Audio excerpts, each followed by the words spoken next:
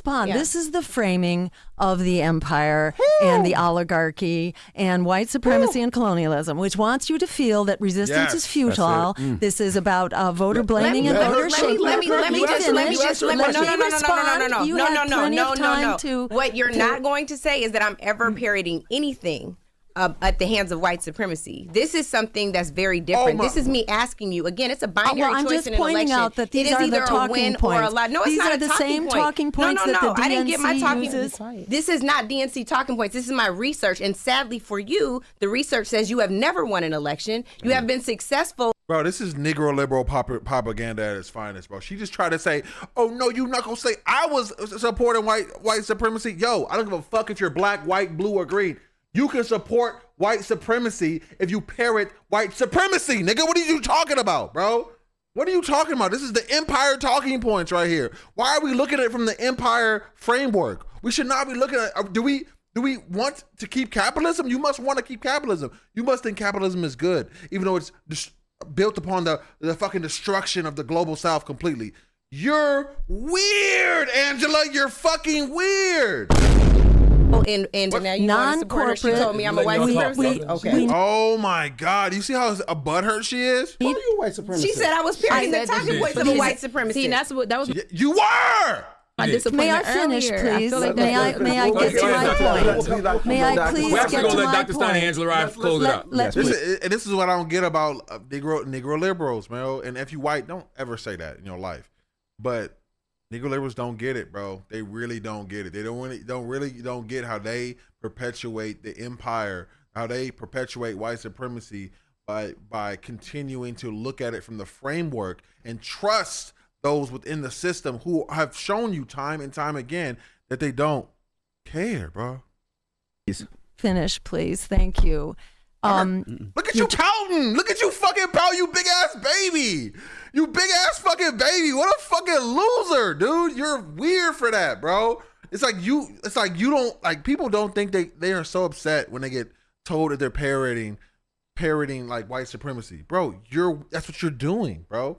That's what you're doing. What is the Green Party? It is a third party candidacy that is for the people. That is people powered, no donor funds, and they actually want to change shit for real life people instead of what the fuck the Democrats and the Republicans are doing, which are just trying to appease the capitalist class and give them more money and tax breaks while the American people continue to suffer and not have free health care, not have free abortion access, not have our rights protected, etc.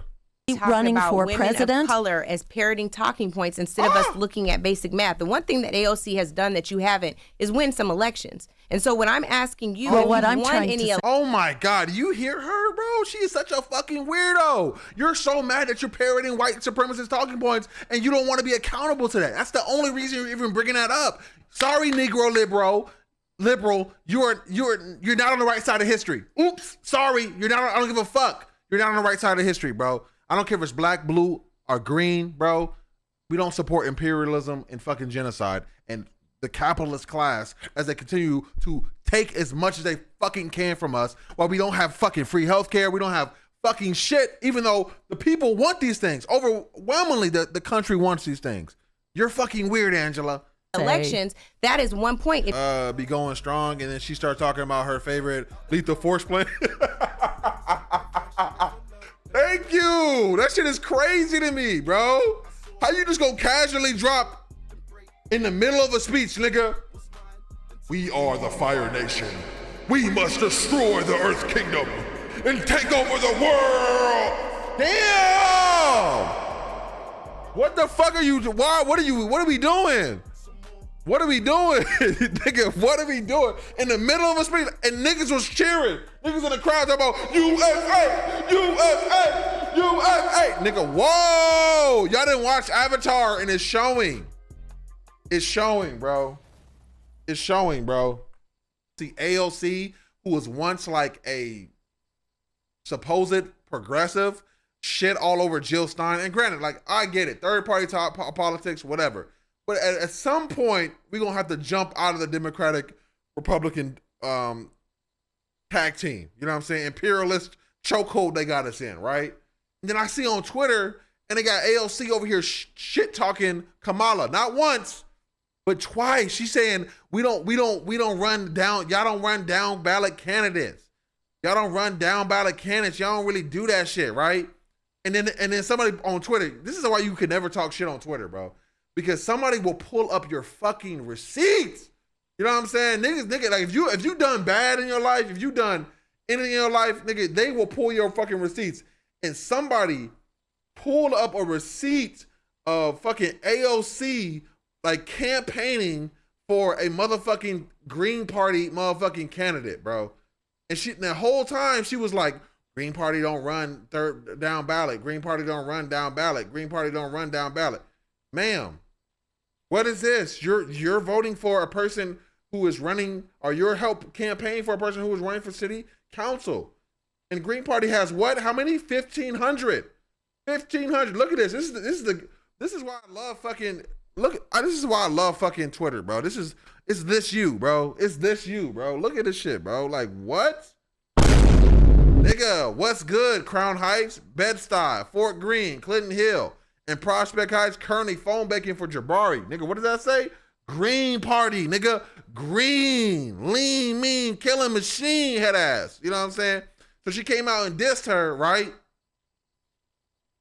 And then Jill clapped back, gave the hottest diss track of motherfucking 2024. You feel me? And that shit was crazy.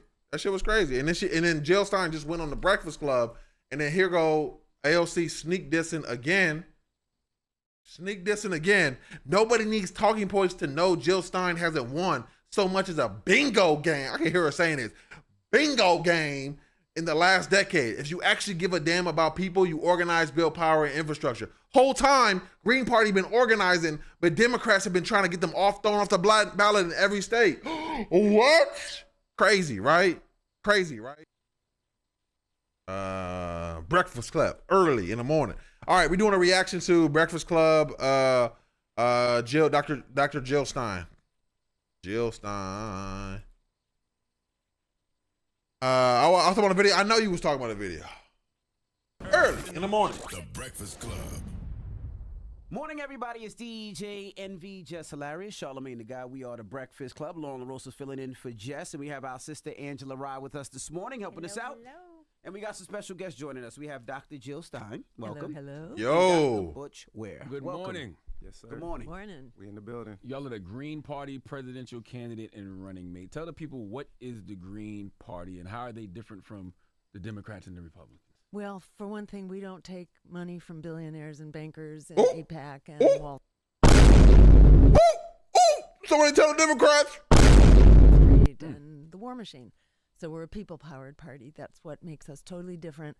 That's what liberates us. People powered. I like Tell that. it like it is, and Yeah. to stand up and fight for I got the you. people. I got you. Turn it up. People, for the health care that we need as a human right, for the housing that we need, because half of America right now, half of all renters are struggling to keep a roof over their heads. That's not a surprise, I'm sure, to the listeners on this program. Mm-hmm. 87 million people don't have the health care that we need. Our schools are in crisis. We got 44 million people carrying student debt and a climate crisis. Yet we're spending half of our congressional dollars on the endless war machine, bringing us the likes of the genocide in Gaza and beyond. We got 3, nuclear wars in the making right now. This is where our dollars are going. It's half of our congressional budget. It's $12,000 on average per household in America. Ooh, imagine what we would do with $12,000 in our household, y'all. Fuck! They taking our money. They spending it on foreign wars. I just want free health care. I want to live. Look, I want Navy to get out of my fucking emails talking about pay these loans back. Please, they predatory. To keep this endless war machine going right now, yet we have such urgent and dire needs, especially among communities of color and African Americans.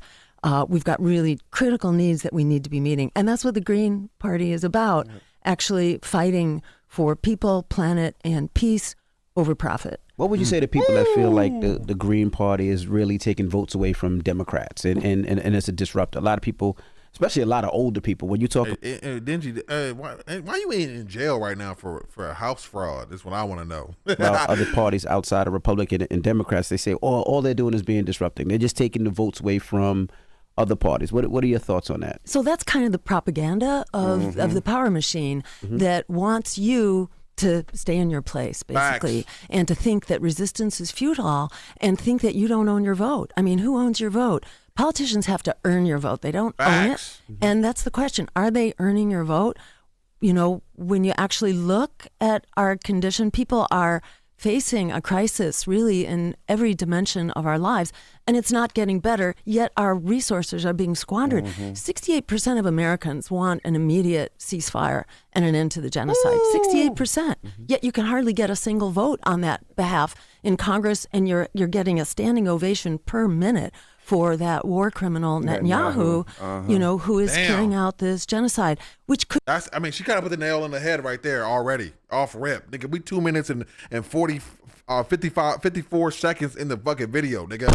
Come on, Jill, wake him up early in the morning.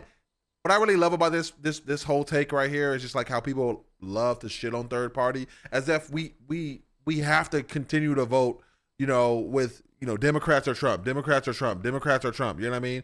And how they try to keep forcing us with these lesser of two evils. And granted, I'm not even saying this will be the election they win, but at some point we have to plan outside of the two-party system. At some point we have to start building momentum outside the two-party system. And for the first time in a long time, the third party candidate is more viable than ever, because look at what's happening right now. The genocide in Gaza has activated a lot of people, and for the first time we're talking about politics like a lot. Like Gen Z is active, but also the Muslim population is dealing with, you know, the ramification of having to choose between two genocidal maniacs after watching their fucking cousins, their family, their people be fucking destroyed in Palestine. You know what I'm saying? How the fuck do y'all expect people to reckon with this? So this momentum is building. You know what I mean? Even if they don't win this election, I'm for any, like, I'm a communist. I'll just say it up red. I'm a communist. You know what I'm saying? I'm not even excited. Like, I don't usually get excited about electoral politics, but Jill Stein gets me excited because I'm for any weapon that can be formed against the ruling class, the capitalist class, in order to build momentum for the people, for the people, for the people. You know what I'm saying? Any weapon across the board. You know what I'm saying? So like I said, whether it's this election, whether it's the next one, whether it's one for 8 years from now, we need to invest in all our options. And the Democrats are just not it right now. I mean, we could try to push them left, but that ain't working, nigga. They said we just gonna abandon you, and we gonna talk about we gonna adopt the 2011 Republican platform. God damn it! Like, come on, y'all. Could be ended with a simple phone call from the president, just like Reagan did, just like Eisenhower did before him. The U.S. is in charge. This is out this genocide, which could be ended with a simple phone call from the president, just like Reagan did, just like Eisenhower did before him. The U.S. is in charge. This is our genocide going on right now. And don't let them talk you into voting for genocide. Nope. If you vote for genocide, you're endorsing it, you're enabling it. We can stop it. We actually have the power. And I'll just quote two people, Frederick Douglass, who said, "Power concedes nothing without a demand." The empire is trying to talk you out of your demand right now, but we have that demand. We have the numbers to make the demand. We got the solutions. We've got a system. We have an analysis which actually works. And we got to stand up and make that demand. They're trying to shame you and blame you out of making that demand that belongs to us. Our vote is our power in a democracy. Don't let them talk you out of it. And the second thing is Alice Walker, the novelist and poet, who said the biggest way people give up power is by not knowing we have it to start with. We got the power if you look at the numbers, if you look at the values, if you look at the solutions that are out there. They're out there really waiting for us to stand up and demand them. And if we don't, you know, that's at our peril. It's not just that we're making a mess out of the world. You know, we've committed some like 80 regime change operations since the Second World War. What's going on in Gaza is it's like a microcosm. It's like a symbol of empire and colonialism kind of run amok. But it's not the only place. You know, I mean, we've been rolling out slow motion genocides all over the world for quite some time. And, you know, this is catching up to us. We are no longer the dominant power around the world.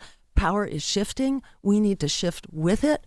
We can no longer be giving marching orders to the rest of the world. We need to stand up like an adult and be part of a global community and a shared power structure. And I think that's fucking great because, like, that's exactly what's happening. America is falling from grace. You know what I'm saying?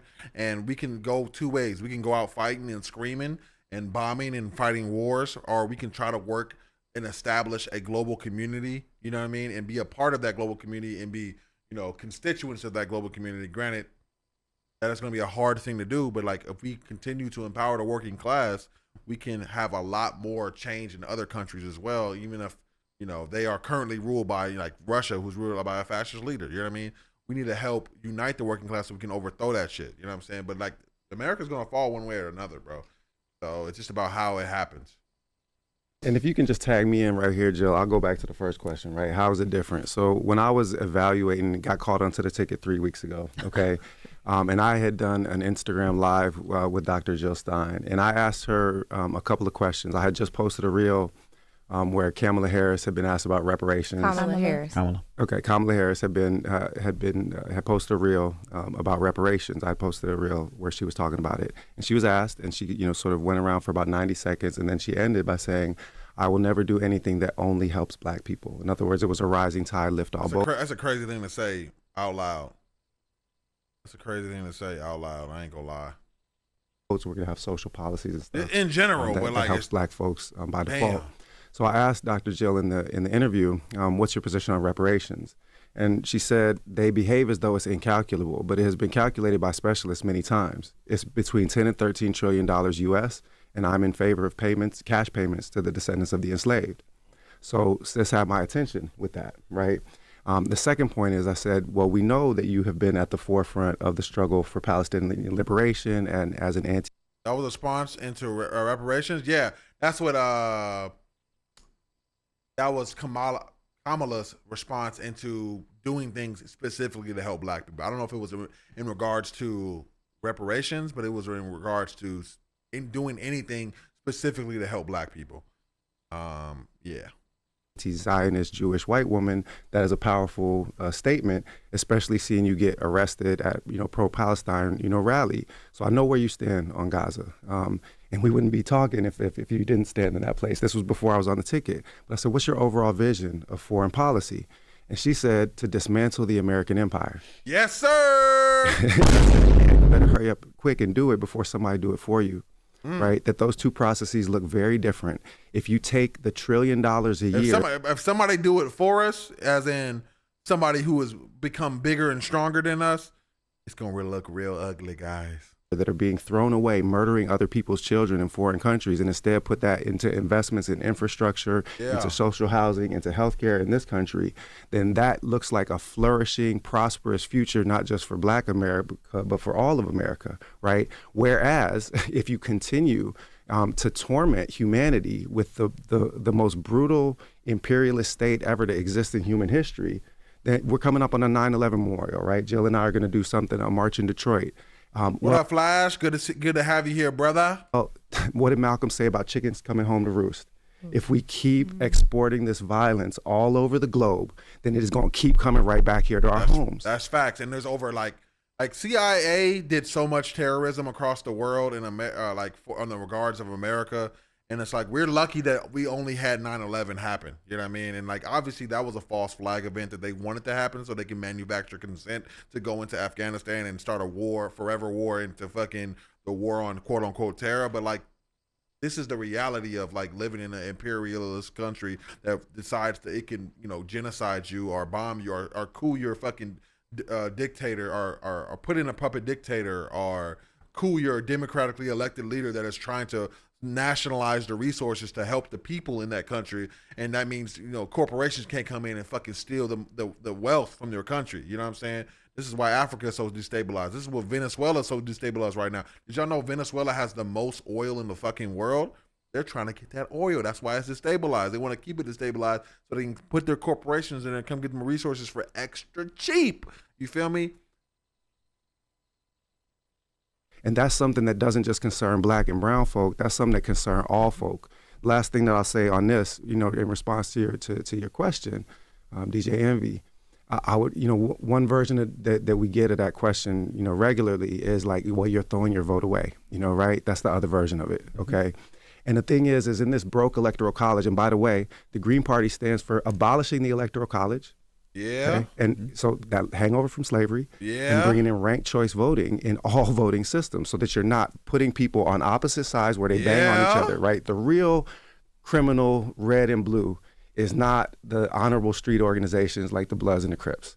The real criminal gangs, red and blue, are the Democrats and Republicans. And right now, they're being encouraged to bang on each other in public. If you have ranked choice voting, then people are going to be drawn to the middle rather than drawn to extremes. But let's go back to the question about throwing your vote away. In this electoral college system, all y'all throwing your votes away. Because unless you live in one of them 4 or 5 swing states, it is already decided that your state is going to go either blue or red before you ever get into the booth. So instead of throwing your vote away on team red or team blue when it don't make no difference in the state that you in, why not vote for reparations now? Why not vote for a ceasefire now? Why not build power in a Green Party that is going to give... Hey, listen, y'all can do whatever y'all want your vote there. I think it's strategically best, but I'm here to invest in the future of politics. I'll be voting for them. Given that I'm in California, you know what I'm saying? I'll be voting for them, but y'all do what y'all feel like is best for you.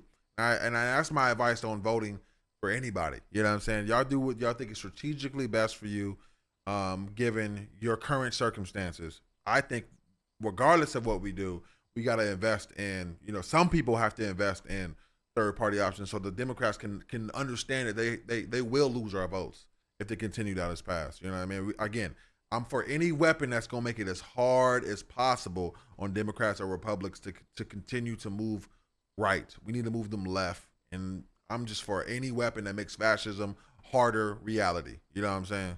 People an actual viable third-party alternative so that we can get these thugs on either side of the aisle to behave like grown folk. Well, so you raise an interesting point around throwing your vote away, and there's actually numbers on that. Dr. Stein, you raised over $7.3 million for a recount in 2016. A recount. Here come the opposition right here, y'all. Of votes that probably actually do matter. In Michigan, for example, you acquired 51,463 votes. Of course, Donald Trump beat Hillary Clinton by 10,704 votes, and she lost by half a percentage point in Michigan. In Wisconsin, trying to say that if they hadn't voted for Green Party, Hillary Clinton would have won, as if Hillary Clinton ain't a fucking war hawk. Wisconsin, 31,006 votes. You acquired. Trump beat Hillary Clinton by 22,177 votes. In Pennsylvania, 49,485 votes, and Donald Trump beat her by a little over 67,000 votes. You engaged in raising money for a recount because our votes actually do matter. Can you talk about the results of that recount in those 3 states that I just named? Sure. And let me say that every vote counts, and we believe because every vote counts, that's why we don't want the Electoral College telling us that some states matter and others don't. Absolutely. We believe, and in terms of how we are conducting our campaign, we're in swing states, we're in red states, we're in blue states. We are all about building power and really helping to help people to grab the power that belongs to us. The fallacy there, which is what, the Democrats in particular harp on, and it's not true. The idea that votes for Greens came at the expense of votes for Hillary Clinton. We actually know from exit polls and just from talking to people who vote for us, and it's about 61% of everybody who votes for us would not have come out to vote. So those votes didn't come from Hillary Clinton, and some of them actually came from Trump too. So if you actually crunch the numbers, what you see is that the outcome would not have changed at all. Wake that ass up early in the morning. If we weren't in the no electoral college vote would have changed. Exactly, none. If you calculate the fact, 61% of our votes would not have voted one bit, and of the remaining, I would love to do that calculation, but the only thing I'd be glad to share it with you. No, I'm not. I actually am. I'm a lawyer because I don't do math like that. But what I will say is, we don't really know that. Like folks come in, and you all know this too, from Ralph Nader to you, right? Folks will say that Ralph they're going Nader, to vote who for was you. one of about 6 third-party candidates in that election. But Ralph Nader. But you don't know what my point was going to be. All My right, go point ahead. was just going to be that folks will say, and it's happened to Hillary Clinton, it's happened to Kamala Harris, it's happened to Donald Trump. Folks will say in a poll that they were going to vote or they are going to vote for this person. That's and true. It's You never know. polling, You don't know. But we also know that 1 out of every 3 The voters absence of proof is not also proof. So that doesn't say that they are also automatically spoilers because of that either, which is her original point. So not vote in the last presidential election in 2020. 1 out of every 3 eligible voters chose not to vote. And who were they? They were largely, disproportionately of color, young, and low income. Exactly the people to whom our agenda speaks. Yeah. So, a lot about voting is indeterminate. That's an important distinction. And it's not going to be predicted by polls, because polls, are by definition people who tend to vote. Sure. But what we're talking to are people who tend not to vote. Don't they also deserve a vote? And let me also cite the statistics that show the numbers are off the charts right now in terms of people who want other options. Yep. This is sampled every year by Gallup and also by Pew. But Gallup shows that the numbers now are 63% who are saying that the two parties are doing such a bad job of serving the public interest that 63% say we need another option. We need another. That's called the people. That's called the people right there. That's called the people. 1 second, y'all.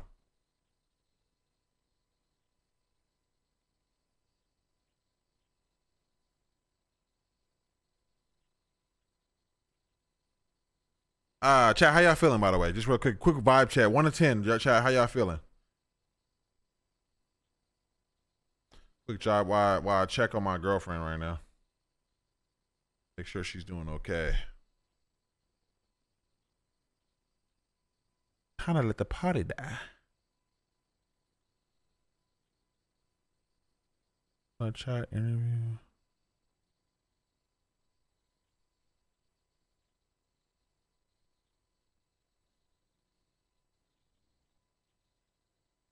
Quick vibe chat.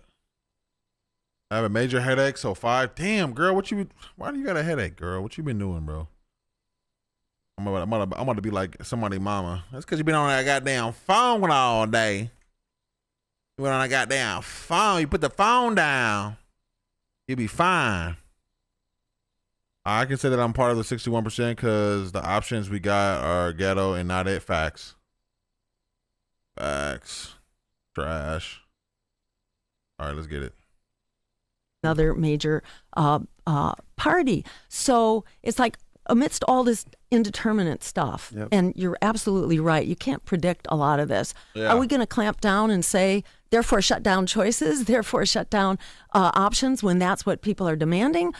And why are people demanding it? Because they've been thrown under the bus for long enough by both parties. And they really want other options. So what we're saying is, let's give people those other options. If you're concerned about splitting the vote, so-called spoiled elections, there's a solution for that. It's called ranked choice voting. We have been pushing that for 20 years, and the Democrats keep shutting it down. Why do they shut it down? Because they want to extort your vote. They want to be able to use fear campaigning and smear campaigning because they don't want to face the music. It's hardly a new charge. We can document that. Just jump in? I know the question wasn't. That's honestly beautiful. I ain't gonna lie. Ranked choice voting sounds way better than whatever the fuck we doing right now, bro. Of course. But, I just wanted to add a piece to it. And this has come, since I joined the campaign, reached out to colleagues. Dalia Mugahed, key researcher at ISPU, Institute for Social Policy and Understanding.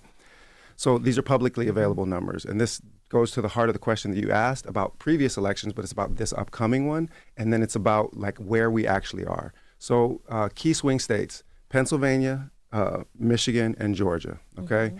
These are all, for demographic purposes, essentially the same state. Similar proportion of African Americans, similar proportion of Muslims. There's little differences in the way that they're comprised, but specifically for the Muslim and Black populations, these are very similar states. So in 2020, Joe Biden received 65% of the Muslim vote in those states, and Joe Biden would not have won any of those states without getting that big majority amongst the Muslim vote. Okay, January 2024. 12% of the vote. That's what a genocide will do to you. God damn it. That's crazy. I mean, I'm glad that they didn't show up and support him. You know what I'm saying? I think this really speaks to the momentum that can be, used by the Green Party. According to polling.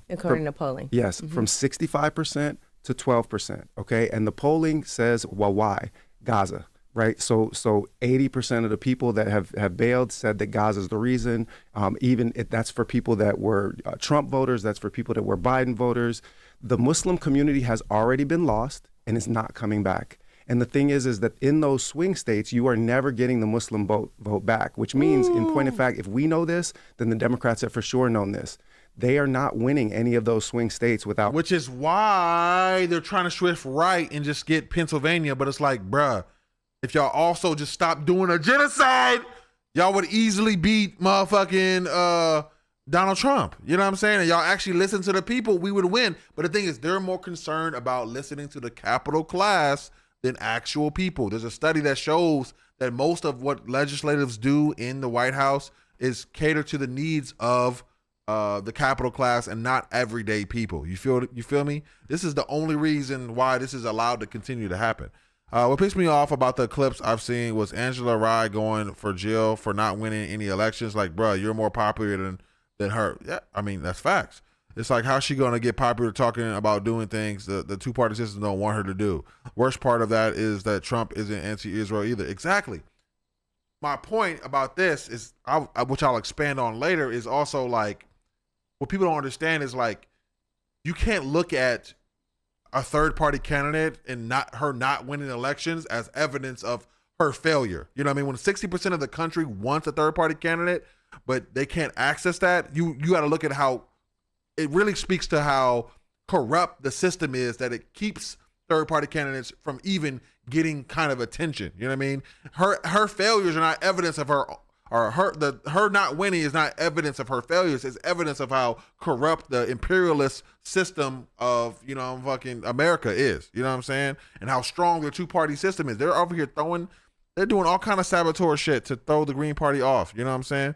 Look, the Democrats getting flack for being pro-Israel, but the Republicans are also pro-Israel. Exactly. They should be held accountable. You know what I'm saying? But I don't even think Trump is really an option in this campaign. You know what I mean? I think the Democrats are kind of playing that up and fear-mongering her. So that it nullifies the Green Party and also individual voters from critical thinking, because once you have introduced fear into the mind, people stop thinking logically. You know what I'm saying? They start thinking, oh, Trump is going to come in. Oh, it's going to be a fascist. Bro, he's not going to win. The capitalist class does not support him. They don't support him. No Fortune 500 company or Fortune 100 company CEO supports Trump. They don't want him. They don't trust him. He's not going to protect their money. They only go to fascism as a response to, the working class getting stronger, and they're trying to save themselves from losing their capital. So then they go to fascism. We're not in that place right now in society. We're just not. We're not in that place. We don't have the class consciousness. We don't have the class solidarity. We're not pushing them motherfuckers into fascism, bro. They mainly use that to fearmonger, you know what I'm saying, to keep us scared. Because what they're doing is also fascist. Cop City, what the fuck, militarized police? What do you think that is? That is fascism growing, you know what I'm saying? They're getting ready for when we obviously start, rebelling more. They know what's happening. That's why they're planning fucking cop cities, and they're doing urban warfare training and shit. Shit is crazy. Those Muslim voters. You don't think they're going to show up in November? Impossible. Dead man walking, bro. Like, I'm serious. It is a zombie. Well, they will show, but right now they're looking like they're going to be voting for us. So that's the point. So Dahlia pointed this out. Yes. So that's what they're showing, is that it's upwards of 70% of those that are walking away from the Democratic Party are walking towards third party candidates. So in point of fact, only about 5%, 8%. There were two different numbers from two different points in time that Dahlia had cited. So it's somewhere between 5 and 10% are going towards Trump. It's a very small number. A very small number are remaining uncommitted. The overwhelming majority are going third party. And this was before it became clear, right, that the Green Party was going to be the strongest of those three parties. So then another poll run by the Council on American Islamic Relations, CAIR, showed just last week that in the Muslim community nationwide now not just talking about those three swing states, but nationwide, had us polling neck and neck with Kamala Harris. And actually, a new poll was just released that came out this morning. I didn't get the chance to verify it, to see whether it's a scientific poll or not, that we're now leading in that race. You guys are you're saying that you're competing in red states and battleground states. I'm sorry, y'all jump into, but it just. This is a dope interaction. So let's keep going. You know what I'm saying? Like, for real. There are at least 13 states yes. Where you all are not like on the ballot, or folks would have to write you in, or it's still contested. You're actively petitioning, for example, to be on the ballot in Rhode Island. Which is a problem. In those states where there are also Muslim people who you're saying you're winning over based on a poll that you're going to find the information for, what options do they have? If this is a 50 state strategy, y'all are short by 13. So in every state except for 3, there are 3 states that don't allow write-in campaigns. But write-ins are doable campaigns. Joe Biden himself won a write-in in New Hampshire because he was not in the primary for various reasons. Ooh. Yeah, right. But even so, even in a primary, he ran a write-in campaign. And I didn't know that. They don't tell you that shit. Did fabulous. So having the ability to do a write-in, if the community is really motivated, and in Wyoming, the states that don't allow write-ins is absolutely crazy. 100%. But in the overwhelming Iowa, majority of states, we are actually on the the ballot. We will be on as write-ins in all of the states, with the exception of, I think it's South Dakota, Indiana, and Oklahoma. That's right, those 3 states. But we are on the ballot, not write-ins. Yeah, sorry, go ahead. Well, so we will be a choice, an anti-genocide, anti-war, pro-worker, pro-reparations, climate emergency choice, and the only one which has nationwide status. We will be on the ballot for 95% of voters. Damn. That is more than enough I didn't even know that. to win an election. But why Angela Rye look like she about to laugh? That's crazy. Why are you looking like that, Auntie? 5% of voters. Auntie! That is more than... Why are you looking like... I know that look. That's the look of like... come on, man. Cornel West is independent? I believe so, yeah. than enough to win an election. But, I don't want to just focus on winning the election. This is an odd election, and I would not rule out a win, but that's not the only reason to run. Every vote cast for our campaign is a vote against genocide. It is a shot across the bow of the endless war machine to say that we, the people, are getting organized. We are moving forward. We are growing. We have organization and infrastructure that we have never had before. We've never been able to break through like we are now because Greens have been ahead of the curve on a lot of things like climate change, on reparations, on health care as a human right, on housing as a human right, also on Gaza and genocide. We've been very much ahead of the curve. And on cutting the military budget.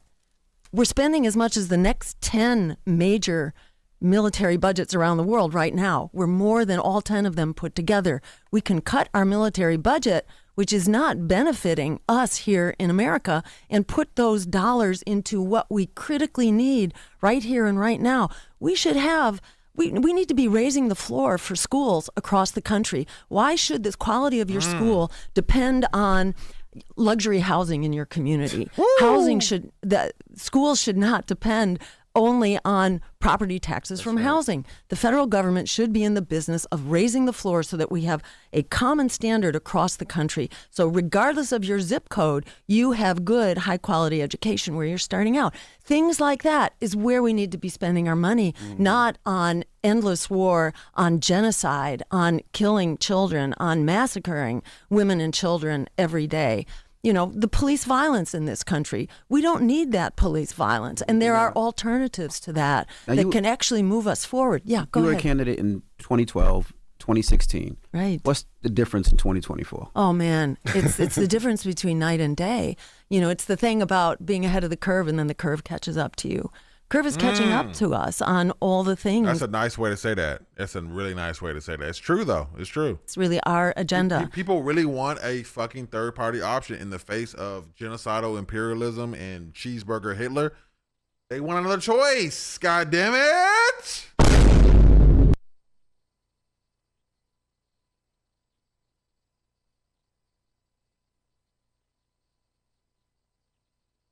Oh, fuck. My shit just broke. Oh, well. Let's get it. In fact, the agenda that we've been putting forward since 2012 really is the progressive democratic agenda right now. Healthcare is a human right. Housing is a human right. Reparations to the extent that they give it lip service, the Green New Deal. Yeah. It sounds like what you want to happen if you're not planning to win an election. And Who said we wasn't planning to win? Yikes. Not planning to win an election. Mean not planning to take corporate donor money. That's what she's talking about.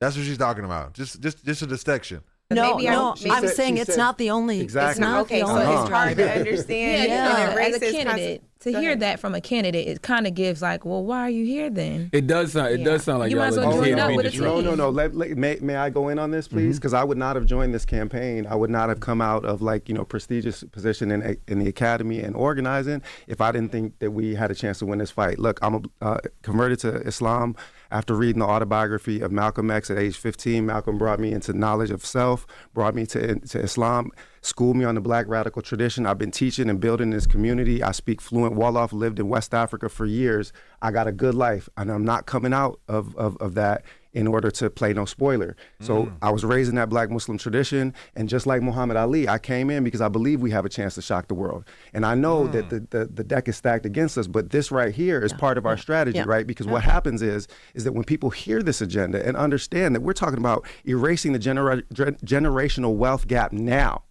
right? Having a bunch of Black Wall Streets and new Tulsas that we can establish now, not another 100 years, not going with your hands out to the Democrats, like Malcolm said, where they, treat you like a political chump. You put them first, they put you last, as Malcolm said. We erase that in this generation. We build Black businesses, Black Wall Street, and they can't burn it down this time. So by appearing in a forum like this, what is going to happen is we're going to get on a debate stage.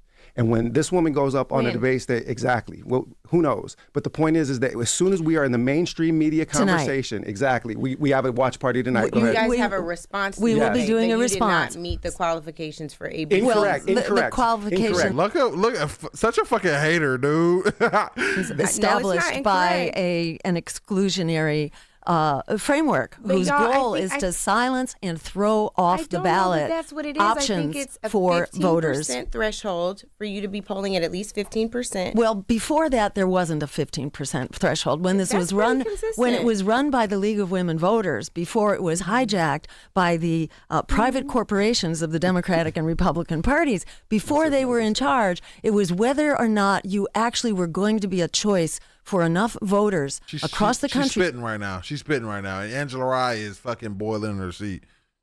That you could potentially win the election. So we have satisfied that criterion, the basic criterion. I mean, as a voter, because polls are self-fulfilling. They are self-fulfilling prophecies. If you're in the poll, as determined by whatever, private polling agency, if you are in the polls, people are going to know about you. If you're not even being polled, people won't know. They do not predict outcomes, they produce them. And if people are interesting saying, 'cause y'all if came in people are citing screaming for other choices, don't they have a right to hear those other choices? I think they do, but I think that what you have are people that need a certain level of validity to the campaign. You will not hear Donald Trump or Kamala Harris tonight on this debate stage saying, "Hey, it's not just about us winning. Winning is everything." And even if we want Well, it's because she's coming from a third party. You have to understand the context of what third party is trying to do. This is somebody coming from outside of the two-party donor capitalist system. You see what I'm saying? So it's like you trying to hold them to the same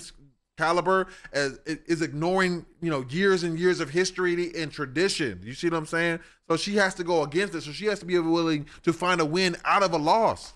You know what I'm saying? Because we have to build momentum. It's not just about this year. There will be another election after this one. There'll be another election after that one too. You see what I'm saying? But she's so hard-headed, you know what I'm saying? And so Negro liberal, for lack of a better word, she can't see that, you know what I'm saying? She's too far up Kamala Harris's ass, you know what I'm saying? I just don't understand why Angela goes against them. What the fuck do you want? Or why do you not want her to succeed? That's weird. That's what's weird, because she thinks her head, like I said, her head is far up Kamala Harris's ass, right? And then also they believe in the Democratic Party, you know what I'm saying? And it's she's somehow lost in that sauce of the Democrats are the only option for real. You know what I'm saying? Which is crazy when they're committing a genocide. Bro. History will not look kindly on us and these decisions that we're making. Bro, people will be able to see this forever. History will not look kindly on you. You are not what are we talking about, bro? What are we talking about? to say, hey, this shouldn't be a binary choice. I grew up also raised by an activist. My dad brought home the picture of all of the parties in South Africa. Show you right. A multi-party democracy is great. That's not what we have. We have a binary choice between. Well, you may that's say not in the so, Constitution. but the American hold on. it's not in the Constitution. And the American people, the American people don't want that. The American people are explicitly on records in absolutely unprecedented numbers saying we want other choices. And not only do people want other choices, they want to hear their choices. I do believe in a third party. I think we need other options, but it does seem like you all have a lot more smoke for the Democratic Party. I just wonder why. Yeah. So if I can jump in on that particular point. So to kind of it's impossible. Like there's no way she believes in the Democratic Party yet her platform is talking about the plight of black. She up Kamala Harris's ass and thinking they're so in love with the black excellence, the black, you know what I mean, the black capitalism of it all that they're lost. They're not gonna, you know what I'm saying? They're lost in that. They think that's a solution to help black people. That's not a solution, bro. Fred Hampton said it himself. It don't matter if our fucking exploiter is black, white, whatever the fuck. Nigga, he still gotta go. We don't give a fuck. You know what I'm saying? That go for Jay-Z, that go for Beyonce, that go for Rihanna. That none of these niggas should be billionaires. Period. I don't care if they black. Period, bro. Elon Musk. Every billionaire you can think of, black, white, in between, bro. They all gotta go. They don't deserve that. Tax them niggas to oblivion, nigga. Y'all, I'm here and I'm tired, y'all. What up, Queen? How you doing? Appreciate you stopping by. I finished the previous one. I absolutely would not be in this race if I didn't think that we had a chance to win. I wouldn't waste y'all's time, and I wouldn't waste my own time. So that's number one. We have had to, up until this point in time, target the Democrats specifically because they're the ones that are suing to keep us off the ballot. They're the ones that are trying to knock us off the ballot in Georgia. They are the ones that are doing everything they can to keep us from coming. If we were not a problem for them, AOC wouldn't be, doing her little sorry attack ads, against us, that we came back at. So the Democrats are attacking us. We're responding in kind. Just to be plain about this. The reason why they don't want Dr. Jill Stein on a debate stage is because she will be able to look at Team Red and say, this is a party that is led by a domestic terrorist and a criminal. Okay, tried to overthrow the government on January 6th and is convicted of numerous crimes, including sexual abuse that amounts to rape and so forth. So this man is a domestic terrorist and a criminal. Okay, she can look to Kamala Harris. And sorry. Come on. Come on, my brother. Hold on. No, it's honest to God, no disrespect. To be perfectly honest, it's just the way that I had gotten used to pronouncing the name because it resembles a name that is used in West Africa. But you understand the point of getting it right, though. Absolutely. Yeah, you have to. Absolutely. Brother on the team with the other, you gotta. Absolutely, I will not make that mistake again. Brother on a team with the other is crazy. I love seeing black men get jumped by black women. No, hold on. It's not me. Listen. Baby, my edges just it's just triggering. Yeah, it's triggering. Listen, richly deserved. And if I act a fool, check my black ass. That's fine. That's valid. And I respect that. Like no joke. Like I expect to be held accountable by my people, whether those are black folk or Muslims. So that is all love and it is all welcome. You're not gonna get no pushback from me on that. So where was I? She will turn to Kamala, okay, and be able to say, this person is actually a war criminal in the following respect. The ICC and ICJ have made rulings that the Zionist entity, the state of Israel, is an illegal apartheid state, okay, conducting an illegal genocide in the midst of an illegal occupation. Illegal. And that anyone that provides material support across the board, illegal from every framework, bro, from every framework. To those things is actually complicit in war crimes. So you will say that there's a domestic terrorist on Team Red and a war criminal on Team Blue. One party on this stage is not led by a criminal. One party on this stage wants to restore power to the American people, give a viable third-party alternative. And just to return to the point, yes, I do want that shot at their chin. And I'm coming for Trump. Like, I've already got my game plan laid out for Trump. Trump thinks he can do nicknames. I already tagged AOC Pelosi. Right, the reels have already started with that. So I'm coming for Trump. But the reality is that we have had to get the Democrats out of the way because they're trying to keep us off of ballot. He's slamming that table. Yes, go ahead. Question. I'm sorry. Go ahead. When you talk about AOC, though, it sounds like you have issues with her, right? Yeah. her whole thing is like, you guys, according to what she's saying, that it doesn't add city council seats, state electeds, and down ballot candidates. She's wrong. 1,500. Have you seen the flyer? 1,500 out of how many total? Yeah, because What? Out of how many total? It's crazy. because you But hear for the her people. point How was important is that that we're not growing, we're not running for lower office, and that we disappear except every 4 years we come out for president. Those were her claims, and they are absolutely false and misleading. She should know better because she was actually campaigning she was for a a Green local Bro, they got her on Twitter, bro. They got her on Twitter. You're cooked, AOC. Green and in she 2017. said as much. She I ought to didn't- know better. No, what she talked about was the Working Families Party, but that is not a third party. It is a both. second. What she mentioned was the Working Families Party, her third party.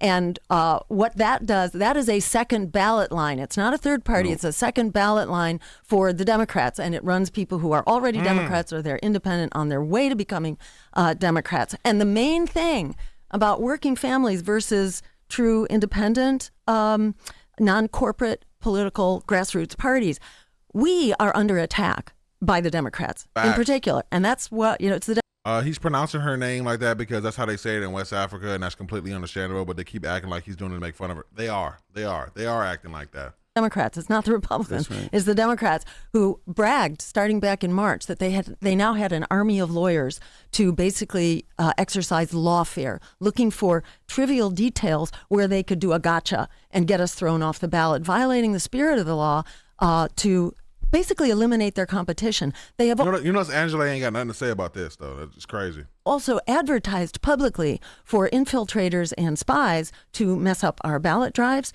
And they also hijacked our public funding, $300,000. I know it's not a lot in the scheme of what Democrats and Republicans run on, but we're a grassroots, people-powered, low-budget party. That public funding meant a lot, and that's part of the reason why we're not on in three states. I just have a question, and I would want all of y'all to chime in on this. Is it fair to call the vice president a war criminal when she's actively calling for an end to the war in Gaza? And she's Is it fair to call a war criminal when she's actively calling for an end, but her actions say otherwise? She's funding the war.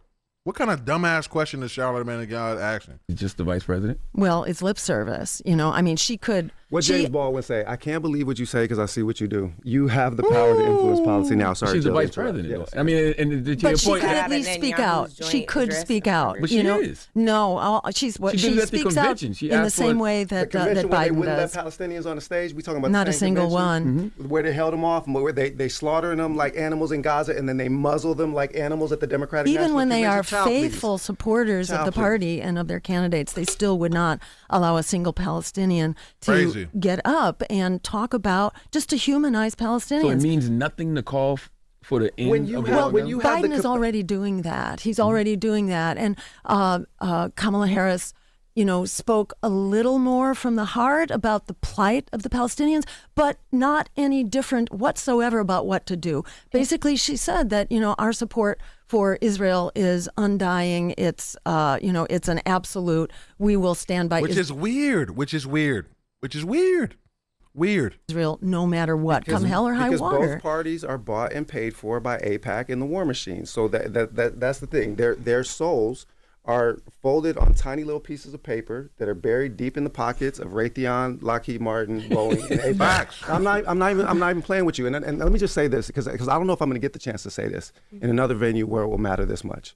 As a historian of like anti-slavery resistance movements in West Africa and the diaspora, as a historian of the Black resistance tradition in continental as well as diasporic Africa, I am personally offended by the way that Blackness is being weaponized in this electoral cycle in order to justify white supremacist genocide in Gaza. Expound. Okay.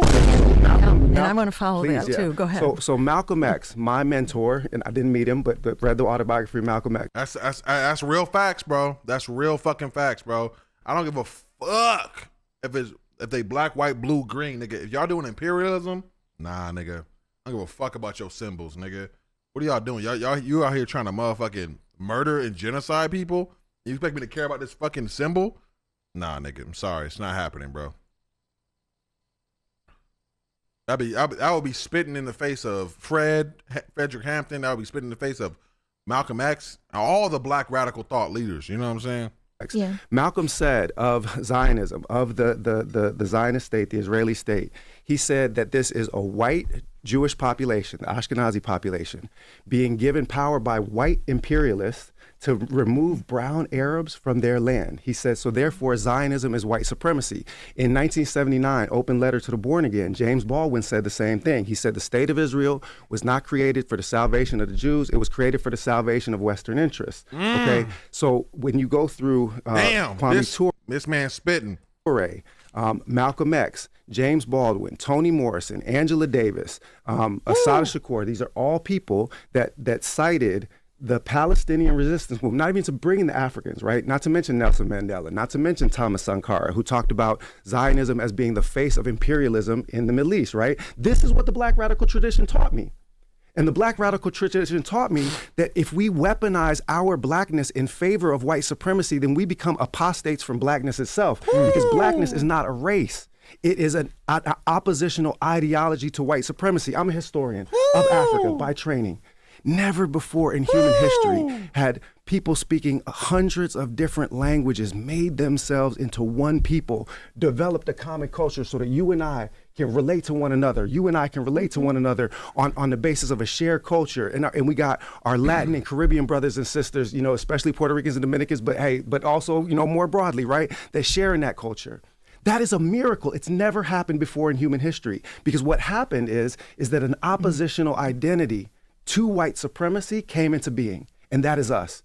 And when I see that identity now being weaponized to justify the most heinous genocide in our time, like Harriet Tubman is rolling over in her grave right now. Sojourner Truth is rolling over in her grave right now. Bell Hooks is rolling over in her grave right now. Who did I miss? This nigga spitting. Oh my God, Jesus Christ. That is exactly it. And hey, you gotta respect it, man. You gotta respect it. Even if you voting for Kamala, you gotta respect it. You know what I'm saying? You got to. That's some real ass. That's some real ass shit. You know what I'm saying? How are we just gonna let Kamala come in there and just parade as this, you know, bringer of truth? And what's she doing? What is she doing? Genocide? Come on. We would weaponize something as sacred as Black womanhood and then utilize this to justify blowing up Palestinian kids. You tell me. You hear what I'm saying. What so I'm tell hearing, me, because I want to make sure I clarify before I respond to it, is that because Kamala is a Black woman and she's running as a Black woman and she's not speaking out against things that you want her to, she's using her Black womanhood to... No. That's such a weird way to say it because she literally just said she's doing a fucking genocide and you're like not doing what he want her to do? Ma'am, she wants to fund a genocide, murder, ethnic cleansing, imperialism. What the fuck are we talking about? I think so. So what I saw a lot of Black abolitionists of both sexes, of all gender identities. I saw a lot of Black abolitionists going hard in the paint at Joe Biden, right? And then as soon as Kamala was at the top of the ticket, radio silence. All of a sudden, people that you could count on that were solid through and through as abolitionists suddenly become apologists for empire. Have you thought about why? Yes, of course I've thought about why. Why is that? Why is that? The reason is that we have this aspirational hope that is related to like Black achievement and Black power and Black excellence, and it was weaponized in the Obama presidency. But let me. Could it be something else? Please. Could it be what? Educate me. Could it be, I know her. Yes. Could it be that she is someone who listens to voices on all sides? Could it be that when the opportunity, you can turn your head, but I've been in the room. You can turn your head, but I've been in the room, Dr. Ware. Don't be disrespectful, Dr. Ware. You're not, though. No, I was not. You might have just been feeling the spirit, but I'm just saying, I've been in the room. I was actually not. That's delusional. That's delusional. I've been in the room. Ma'am, she's a politician. This is like thinking strippers like you, nigga. As somebody who go to the club all the time, bro. She's a politician. She's gonna lie. She's gonna lie. You're not paying her. She has no loyalty to you. Turning my back, I was looking to see what the response on the other side of the room was. We're just over here engaged. Yeah, no, because I can't see the people that are behind me. So no disrespect, Angela. We're all having healthy conversation, by the way. Nobody's against anybody. I agree. No, I ain't never turning my back on Angela Rye ever again. I'm gonna sit over. Let Ms. Rye finish her thought. She don't even have to lie. Her hands are tired, literally. Even still. The last thing that I need, You see what I'm the saying? last thing Part of that the I need is strategy. this system making me an enemy. No, you're not making you. I knew you was going this is healthy there. conversation. Okay. Healthy But conversation. because it's part of the strategy, friend. because I knew you was kind of getting your way to this, and it's very disappointing to see you do that and then say, Get away, Lauren. Get away, Lauren. I'm still trying to make. Get away. What do we misconstrue? Get so away. how I Well, let Angela finish her point first. Okay, you go ahead. Go ahead. I would definitely like to hear. Could it be Me move that about you. You get a little someone nervous. I who- understand, bro. No, I'm straight. Happens to me all the time. Don't No, worry. I just had to like. Although that might be true, you know, you're right. Okay, all right. I can't Yeah, help you don't need to be protected from me. My words are not weapons, and actually, it's just really to dispel for some real. of the myths. I think that since you all believe in polls a lot more than I do, there are a lot of folks that are saying that they still are trying to get to know Kamala Harris, even clearly how to pronounce her name. Yep. So what I would say is, it could be that they've seen an opportunity for negotiation, for hearing another perspective. I've been in the rooms with her on justice reform issues, and others helped to convene those rooms where she's been more open. Because what we do know about how politics works is that it can't just be this wish agenda. I love a lot Wish of what you agenda all is have on crazy. your agenda. I'll call it the after 7 ready or not agenda. I'll give you the sun, the rain, the moon, the stars, and mountains. But there's really Wait, who called it a wish list? You mean No, I'm calling it that. the same people that spend $1 trillion of y'all's money blowing up other people's No, kids no, are but saying I it's a wish list to have actual social programming? I'm sorry, that that's propaganda, man. That's propaganda. It's not propaganda. It is I'm saying propaganda. because It is propaganda. It is propaganda. It is propaganda because the only thing stopping us from having this is the capitalist class. The capitalist class that owns the politician. The only thing that's stopping us is the capitalist class. It is propaganda. It's not a wish list. These things are not. If we live in a country where 70% of the world, our country, and every other developed nation in the world has universal health care, why is it a wish list? Why is it a wish list? Oh, it's because insurance companies lobby the fuck out of politicians so they can make sure they can stay in business and keep upcharging the fuck out of fucking people who are dying from all kinds of disease, who are getting turned away, are having their bills being shot the fuck up, all because they can't help that they got cancer. You know what I'm saying? What the fuck? Like, obviously they can't make shit right away, but realistically that won't happen. So you have to try and finesse into happening. Basically, what Angela's saying. That's how. Yeah, I think she's basically trying to say is that you need allies. You need capitalists. You need donors and shit like that. Which I'm for a people powered politics. You know what I'm saying? So fuck them. because I've worked on Capitol Hill. It's very difficult to get. Capitalists are never going to concede power that's going to create a real meaningful change. You know what I'm saying? That's why Joe Biden's going in there saying nothing will fundamentally change. You know what I'm saying? You're trying to achieve. So just for example, Jill can talk about what you can do just from the executive Dr. office. Ware, yes, ma'am. Thank you. Just for an example, I'd love to know how many voting members in the United States House of Representatives? So we have been blocked. The Democrats throw us off the ballot. They interfere. They put spies and infiltrators on our campaign. How many voting members? Compare us. No. Answer the question. How many voting members in the United States House of Representatives, Republican, Democrat, and Independent? How many total? How many total Yes. are there? What is it? 600 some? No, it's 435. Plus 100 in the Senate, right? 100. Yes, I said House of Representatives. Okay. 100 in the Senate. Of those 435 in the House, of the 100 in the Senate, how many? Trying to hit it with that gotcha. Just one moment. I'm not trying to put you on the defense. I'm just Yes, saying you this are. because the Hill is my passion. That's where I grew up as a professional, right? How many of them are Green Party members? Okay, I know where you're going with I'm this. not going you are anywhere. I attempting wanna to show that the Just let Greens her- are let her powerless. answer her I way. want to make the Let her point. answer her I was not that trying to one show out of you're every, powerless. Well, this is usually part of that argument. What was to the say point we you were don't trying to have, make, Angela? What was the point? I'm going to let her Before you rebuttal, Dr. Stein, what was the point? I want to know how many voting members of the Green Party in the House or the Senate currently exist. Currently, there are none. However, if you look at the American people, how many are voting against the genocide? Hardly any. Dr. How many are Stein. voting for health care as a human right, which would actually save us $500 billion a year? We, the people, are not represented. So I think it's really weird to try to hold people to account for like tiny little facts like that, because how many people could forget that in the moment? You know what I mean? Do we expect this for us to be computers and to have every single fact readily available? Sure. Should she know it? Nigga, she could look at a fucking paper right after this, or she might actually know it. You know what I'm saying?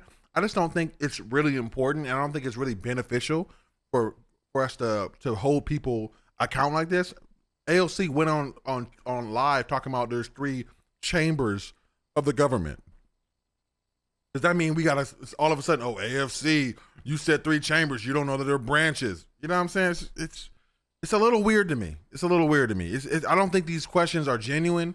I think they're more like gotcha questions, especially in the middle, 37 minutes into a heated argument or debate. You know what I'm saying? It's kind of weird. Being there is not a strike against the Green Party. Okay, and that's fine. How many of them right now, based on, and I called it a wish list, it wasn't to be offensive, is I have a wish list too. I got one in the ideal man I want to. It's dismissive to refer to a party platform as a wish list. What I'm saying, what I'm is saying dismissive is, language. it's not dismissive. Hear my heart, right? But I I can heard ask you your the heart same. on the mispronouncing of Kamala. Hear my heart. All right. Because there are none that was kind of weird. currently exist, that means you got to have allies. Who are your absolutely. allies Yes. in the Yes. House and Senate Excellent to question. help to see Excellent if y'all question. would have Yes. just slowed down a minute, y'all had guns blazing. I told you it was a healthy conversation. Right? We're not Like, trying come on. We got to do basic Child, math. please let them finish. You wasn't talking to me when he said that.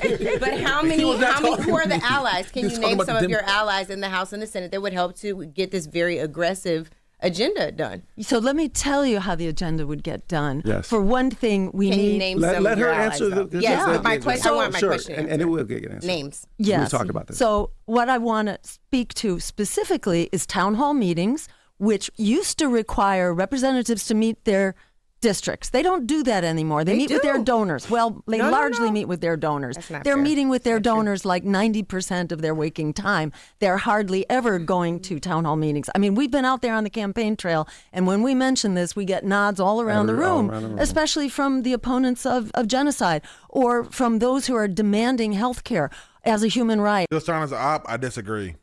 Or from those You won't change. Well, why? Because Russia?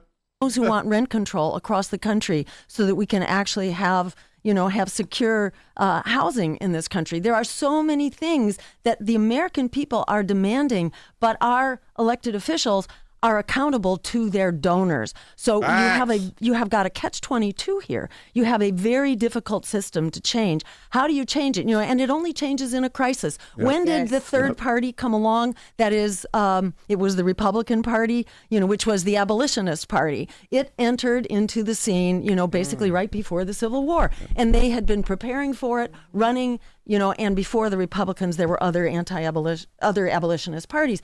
But it's a long road to get there, and you have to work to get there. And, and then suddenly they burst on the scene when the time was right. And right now, we know that the American people are clamoring for other options. The other options, like namely us, we are the major option on the ballot across the country. We are being denied airtime. We're being censored. We're being silenced. We're being canceled effectively, very much by an explicit plan through the Democratic Party, which they've actually been explicit about. I understand that, and you've repeated that today, Dr. Stein. What I'm trying to say is, with the the very aggressive agenda you have, I said to you all, I agree with a lot of what you have there. What I'm talking about is, as a political strategist, let me tell you, what is your path? On day one, who are your? Well, let me tell you, on day one, your allies. on day one, we stopped the From a part of professional losers, how do you exist for over 20 years and hold no seats in any office ever on any level? 1,500 down ballot candidates nationwide, so that's already not true. But also, her losing is not a side effect of her career; it's a side effect of the corruption that exists within the two-party system. Their candidacy is much of what progressive Democrats have adopted. Even the Green New Deal, they have good things that people want. They're just not allowed into the spaces that people can see them and rally around them. That's the only reason why we have the situation. They had to fight the Democrats even to get on ballots. I don't think they're losers. I think corporations and the DNC is just really, in America, is just really corrupt. And I wouldn't count that as a loser. I don't judge Green Party or third party candidates on the same scale that I judge Democrats or Republicans, because they're taking corporate money. They're taking corporate money. They're bought and paid for. They have no interest in doing what the people want. What 70% of the people want: free health care, abortion access. Let's be for real.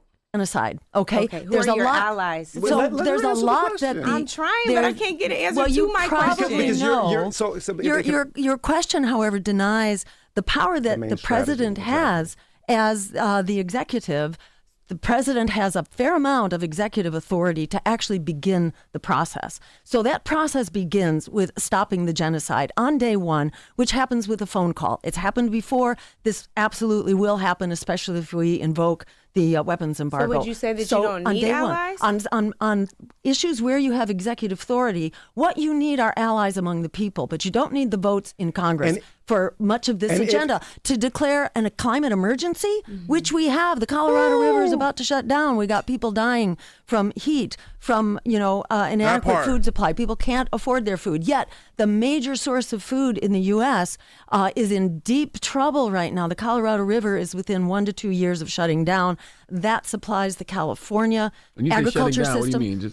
It's drought. Drying, it cannot get into the system. It can no longer get through the outlets coming out of Lake Mead, which is where you have this big reservoir. It's almost too low to make it into the irrigation system to reach many states, but especially California agriculture, which supplies half of the fruits and vegetables for the U.S. So you think food prices are bad right now, just wait a year or two. They're going to be in real trouble. So we would declare a climate emergency, which there absolutely is right now. We just had over 100 days of over 100-degree weather in Phoenix. We got weather conditions that have never happened before. We're in serious jeopardy, not to mention the storms and drought and the trouble for farmers and all that. So we declare the climate emergency, and that immediately triggers the release of over $500 billion every year in emergency funding to begin creating that Green New Deal. That is an emergency jobs program. So no worker is left behind. So you telling me the president could do that right now? Yes, it could do that right now. That could happen right now. And could do that right now. I'll never trust the motherfucker. Man, I already didn't trust these motherfuckers. I really didn't trust it. Yeah, she preaching hard. What up, Shells? How you doing? I agree with her a lot. I could just add something that our brilliant and talented campaign manager, Jason Call, who happens to be in the room with us. I don't know if the cameras want to pan to him. So when we were having this conversation last night after a similarly robust conversation with Mehdi Hassan, we made the point, and Jason was the one that brought this into the conversation, that Stream's going good. Thanks for action, Shells. Glad you're here. We just were reacting to this video. If we do land that knockout punch, that Muhammad Ali versus Sonny Liston knockout punch, and we manage to get 34% of the electoral college votes in this country, right? And we go from the 5%. It's 34% of the vote, the actual votes, which would then translate into a majority in the electoral college. Thank you for correcting the historian, because we've got a brilliant policy mind here, and I'm still new to this, and happy to be corrected by both family, and new family. And likewise. Yes, exactly. So the point is that if we move from that 5%, that we feel is basically assured at this point in time, that will lead to $10 million in federal funding to run the next election, so that we're not chasing, behind. If we have moved to the point where Jill is able to make that phone call, that we've moved from that 5% to that 34%, that will mean that there is a profound mandate that comes from the American people with that office. That means that, yes, you might have these, intransigent, entrenched positions on both teams blue and team red, but what it will mean is that they will have to respond in a different way to Team Green if we have that kind of popular mandate. And that's why we're trying to take the case to the American people. We might fall short in making that case. They may never show us their chin to where we get to throw that knockout punch. But in the meantime, we are able to consolidate power that can be utilized in the next electoral cycle and in subsequent electoral cycles to give the American people a genuine choice. This is why it's important, bro. This is why it's important, bro. Like, it's strategic. I'm for making fascists scream and cry about how hard this is. Make it easier. It seems like wise people for it. Yeah, they're actually pretty good, bro. What up, Snakey? Rather than just the two gangbangers. But when you talk about a threat to democracy, like Donald Trump is, right? We can all agree on that. Yes, absolutely. Yes. What if because of y'all, he ended up winning and then there is no more democracy for y'all to even have a chance to be a threat in the future? Yeah, so... And it's a good question. So, we get asked yes, a lot. I mean, Trump is out front, in interfering with the peaceful transfer of power. Yep. So a real threat to democracy. The Democrats on their end don't get a lot of, they're not held accountable for this, but they are throwing their competitors off the ballot in advance of the election. Did they really hire a bunch of lawyers to throw y'all off for 3 seats? Yes, we can send you the articles if you like in the Washington Post and the New York Times. Oh, yeah, I read them. They're bragging, actually. They're bragging not only about the consequences, but even when their plan was launched back in March, they are bragging that they have hired an army of lawyers basically to find faults in our, in our petitions, in our electoral process of getting on the ballot. So we have screenshots of their ads, which So what now? they have since taken down, but they actually have ads advertising for people to manage infiltrators and spies into our campaigns. And then they actually did hijack $300,000 in our public funding, which we critically needed for the timing of ballot access. And that's why, for example, we missed Oklahoma, because we didn't have the cash on hand to be able to pay the fee, which is, what Oklahoma requires. Yep. So, yeah, they are pulling out all the stops. And then they have, I'm sure AOC was being an attack dog there because she was put up to some ridiculous story, which really did not. Facts. Hold water, and I think was really quite embarrassing to her at the end of the day. Before her, it was Jamie Harrison, the head of the Why are you making that face like you a fucking AOC watchdog? DNC, who was trying to smear me about being a Russian agent. Well, that was long put to rest by the Senate Intelligence Committee, which looked into that smear campaign for 3 years. Actually, I had a detailed investigation by the Senate Intelligence Committee. Where that came from, Dr. Stein, given the fact that you were sitting at the head table with Vladimir Putin next to Michael Flynn, who was literally not next to Michael Flynn. Not next to. At the same table, he was the at head the table with National Security Advisor Michael Flynn, who was found to have interfered with Russia in the 2016 election. And just months after you my message was? Your election. Do you know what my message was? What I understand from what you said is that you weren't able to give that message because there was no one to translate that message. But I was a major speaker at the conference. What you saw was a photo from the dinner afterwards. Were you there at was the a head dinner table party with Vladimir Putin, Dr. Vladimir Putin came in and sat down for 10 minutes without at the translators. head table with you? Yeah, well, not with me. On the other side, the only person I could actually talk to, because there was so much noise and music and entertainment. The fact that the dirty ass Senate ran her through the ringer for this already, and she's got having to go on to a fucking Breakfast Club and get flack for it is hilarious. Because if the Senate could have pinned her for a Russian collaboration, you best believe they would have done that shit and made a mockery of the entirety of the Green Party. Going on. The only person I could get a word in edgewise to was the former foreign minister for Germany, Willy Wimmer, who was sitting on my right. And on my left, of your speech too. And my speech, made 3 points. My speech made 3 points. One is that we needed an immediate peace offensive in the Middle East, and that Vladimir Putin needed to stop bombing Syria, which he had just begun doing. I told him that he was following in the footsteps of U.S. foreign policy, which was a disaster by way of trying to bomb our way to peace in the Middle East. The second point was that we need a global Green New Deal because we have a crisis that impacts all of us. Yep. We need to move our money from the military to actually confronting our true, real threat to our survival, the climate. And the third thing being we need to get rid of the nuclear weapons. That, too, is a threat to our survival. And right now, that is a law.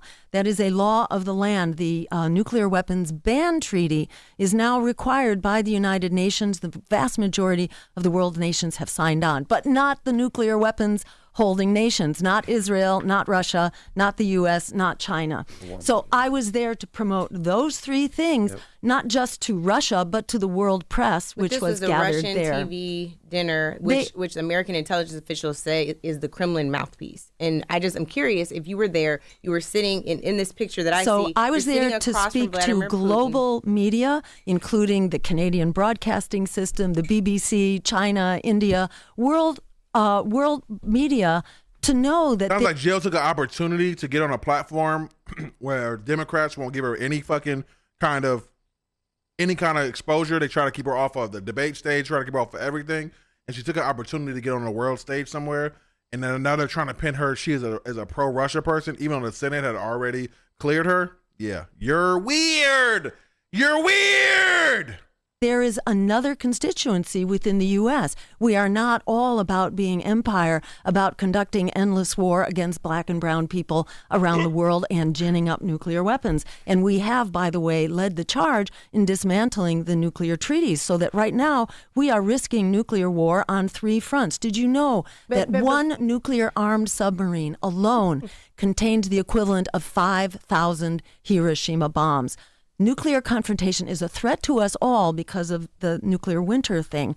And there's so much which is not being addressed. There's so much which the American people deserve to know, including how much this is costing us. Can I read you something, Dr. Stein? Sure. I'm just asking. Great. It says, engaging with foreign assets is a pattern for Dr. Jill Stein. Previously, the Senate Intelligence Committee investigated links between Stein's 2016 campaign and Russia's efforts to interfere in the election, while an indictment brought by Special Counsel Robert Mueller found that the Kremlin's Internet Research Agency had used social media to promote her candidacy. Oh, look at her! Look at her head nodding up and down. Oh, like the Russians didn't do that for Trump. Like the Russians don't pretend to be fucking Black Lives Matter people and MAGA people and stoke up a fire. Why are we judging her by the thoughts of a adversary? You know what I'm saying? Like, and you over here nodding your head like you know what's that up. has been more than 1,000 times.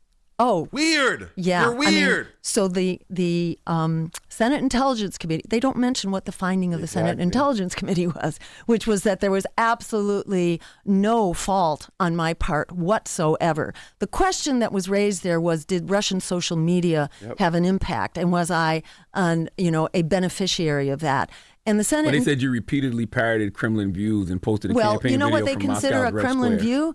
They consider reparations a Kremlin view. Oh. They consider the civil rights movement actually a Kremlin view. They consider racial disparities a Kremlin view. So these are you talking about? These are Department of Defense talking points, and these are unfortunately the DNC. Stop playing with Big Jill, nigga. Let me stop.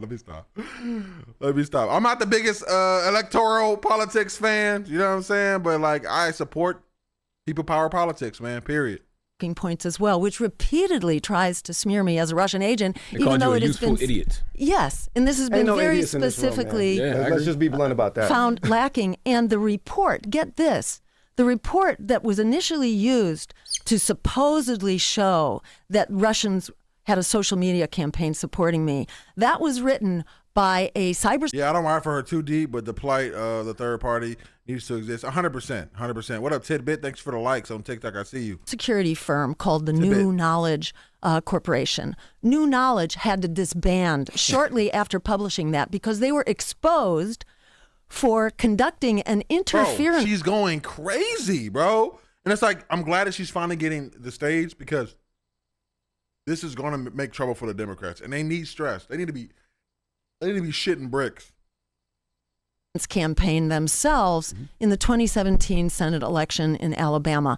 And how did they do that? They pretended to be a Russian influence campaign on social media. So they did exactly what they have accused the Russians of doing. They actually did and put it under the false guise of being a Russian interference campaign. So this is just such have you had any Totally. with Vladimir Putin or anybody on in the Kremlin, anybody within his team? Have you ever had any I conversations have tried with them? to and have never been able to. But that has been my goal, to actually advance each of these three absolutely critical issues. And in the words of John F. Kennedy, we must not negotiate out of fear, but we must not fear to negotiate. Look at the Ukraine war, for example, which is an absolute disaster. It is a war being fought to the last Ukrainian. No one is paying a steeper price in blood than the people of Ukraine right now. This is an absolutely criminal and tragic war, but it was completely avoidable.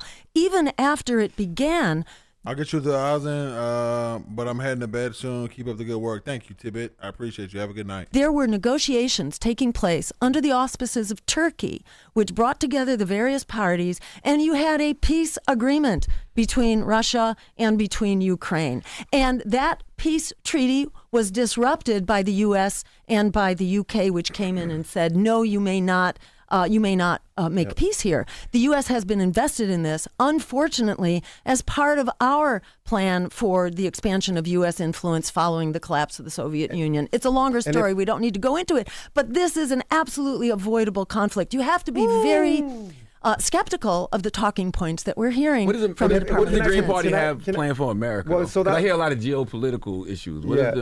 So I'd like to bridge between those by going back to something that you asked about, like Team Red, right? You know, how we appeal. So just to be clear, right, that part of the appeal to Team Red is to actually focus on America. So one of the things that is a marked difference between the way that the corporate interests that control the Democrats and the corporate interests that control the Republicans are configured is that on the so-called right end of the spectrum, there are a lot more people that are interested in disengagement from forever wars and want to focus instead on domestic policy. So I think that is one place. God forbid we spend our money on motherfucking us. You know what I'm saying? Wealthiest country in the world. God forbid we fix our fucking energy grid. God forbid we motherfucking have public transportation that is actually feasible and connects to the United States.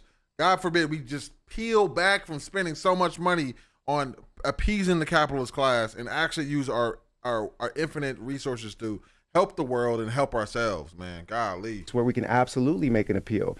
And, you know, the appeal that Jill, you know, sort of framed, and I'll be blunt about this. Like my grandfather, Rudolph Ware Sr., he never, so yeah, I go by Butch, but I'm actually Rudolph Ware III. You know, my grandfather from Georgia, father grew up in D.C. My son is also Rudolph, you know, so we got four of them. But Rudolph Sr. never would have voted for Democrats because he didn't like that culture of dependency, going with your hand out. He was somebody that did things for himself. So the idea of saying we can cut your personal income taxes, we can cut your small business taxes because we're going to make billionaires pay their fair share, and we will stop taking money out of your pocket and handing it to Raytheon by laundering it through genocides. Right, that we feel that is something that will appeal to people, you know, not just on the right, but like people that are not thinking about voting at all, that this is actually a really, really crucial point. And it is one place where Team Blue is absolutely speeding us towards World War III more rapidly than Team Red is, okay? Team Red might be speeding us towards a kind of societal collapse, right? And fascism. Exactly. I don't want that. Right, no, but the thing is that the truth of the matter is that imperialism and fascism are two sides of the same coin. One is the... Talk that shit! God damn it. Side that faces outwards, and the other is the side that faces inward. And I made a social media post before I got brought onto the team that said it this way, is that whether you vote Team Red or Team Blue, militarized fascism wins.